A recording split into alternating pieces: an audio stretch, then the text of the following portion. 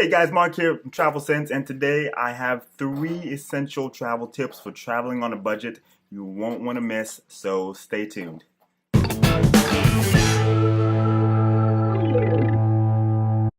So in today's edition of Travel Sense, I'm going to go over, like I said, 3 essential tips for traveling on a budget. If you have ever wanted to really travel and you say to yourself, man, I really wish I could do that, it's a lot closer to what you think. There's plenty of opportunities and or avenues. Most people don't even know about these avenues, so they just opt to not go in the first place. I mean, it kind of makes me a little upset when people can't even go outside of the 50-mile radius of where they live, without knowing that there's plenty of ways to travel and see things and do things that you want to do, and yet still be affordable. So before we go over these travel tips, I just want to go through a quick reason as to even why to travel, why to get out and see the world and do other things. There's tons of reasons. People have plenty of reasons why they travel, depending on if it's for business or pleasure, or they have, like I said, relocate for a job. But there are plenty of reasons to travel, and for me, it's just a passion to get out and experience new things. It's a big world. It's a huge planet, and it's so many different cultures and different monuments and history to see, and it's truly amazing that we live on such a large planet. But people don't, like I said, they don't even get outside of the 50-mile radius of the town that they grew up in. And I'm a big believer in travel being a true eye-opener of experiences for everybody that they should all share in before they die. It's something that I want to do, I'm going to do, I am doing. And with that, let's get into tip number 1, which is lodging and or free travel. Cheap travel as well. So first up, we have Airbnb, which by now, if you are a traveler or if you have gone anywhere and or researched any sort of places to stay or accommodations online, then Airbnb has it popped up at least once, and it's extremely alternative to hotels for a particular reason, and that being you can stay in local areas, people's homes, wherever you're going to be traveling. Now it's obviously the prices are going to reflect based on the area you're staying in, but it's the prices are usually pretty good across the board. They're an amazing alternative for staying in hotels. And they range even from, you can get a whole apartment to just a room. Or even sometimes you can have, the whole house, depending on where you're at and the cost and the price you're willing to stay for. But it's amazing. And if you take a second to just kind of explore the site a bit, if you've ever been on here, you can view different homes. Here, see Malibu. They have, and the little map pops up over here on the side, which gives you different pricing for areas all over the world. So if you haven't visited airbnb.com yet, I would definitely check that out first and foremost.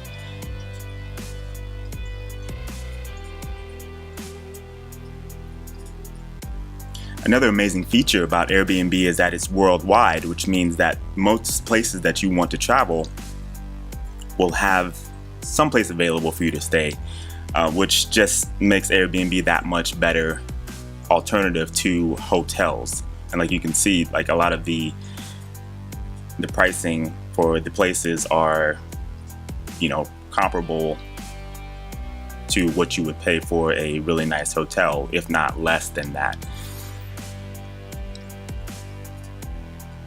So for example, let's say I wanted to go to Tahiti. Just gonna go ahead and just show this as an example, and we're just gonna choose a random date for, we'll say 7 days, one guest. So under the For Me tab, it gives me a private room. It gives me a selection for a private room, which is a treehouse by the beach for $96 a night. So you're looking at $578 plus tax, cleaning fees, service fees. So $706 for 6 nights in Tahiti. Now, yeah, that price is not, pennies by any mean, but $706 for a private room in Tahiti. I mean, I would love to do that. Like, the main cost would obviously be just flights to that area, but that's another episode.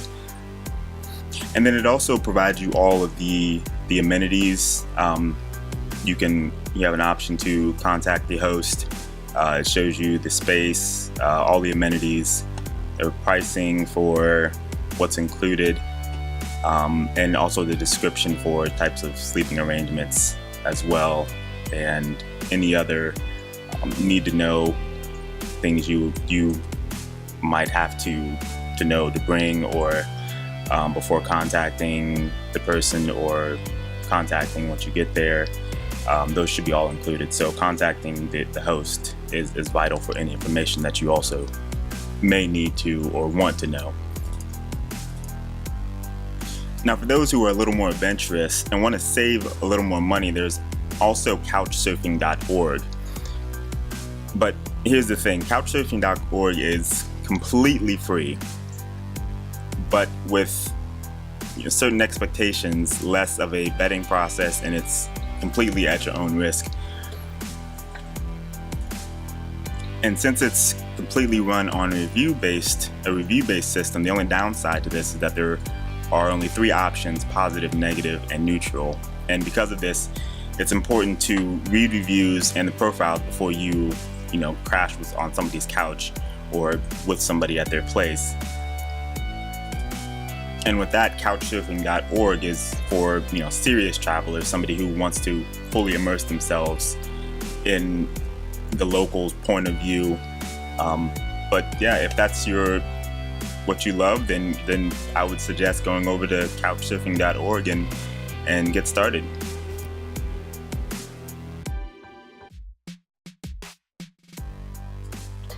So a third option is hostels. Now, somewhere between Airbnb and motels is where hostels reside. And there was a movie that came out several years ago that kind of made me a little not sure about hostels exactly. If you haven't seen the movie, then don't watch it before you go to a hostel. And if you have seen the movie, then yeah, I wouldn't really worry about that, because that's not real life. But and hostels are very different from one another because they completely rely on 2 things. They will be cheap.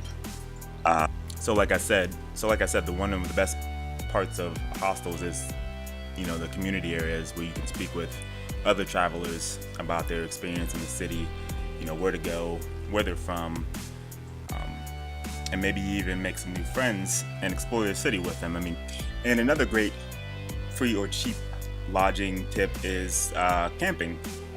It's generally one of the cheapest options because most campsites are free. The only expense you really have to put up front is to buy, or you can even rent your own gear, your own sleeping bags, tents. The only thing is, I wouldn't necessarily recommend camping for long-term traveling, but if you want to go check out, say, a cool forest or spend some time surrounded by nature, camping is definitely a great option. But just keep in mind that camping isn't necessarily guaranteed safety, only because you are out exposed to the elements. So unless you're renting an RV, just be cautious and know a little bit of information about the area where you're going to stay at. Are there bears, snakes, scorpions, anything that could potentially harm you because you are out in nature. And the fourth and final tip for free or cheap lodging would be something I've utilized very often, is just staying with friends, family or friends.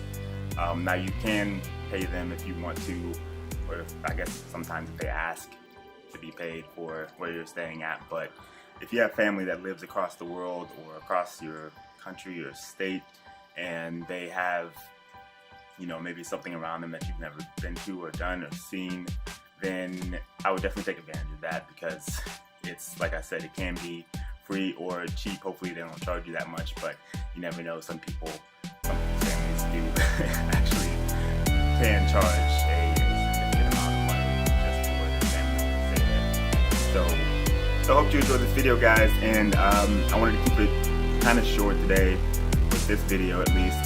So stay tuned for episode or part 2 of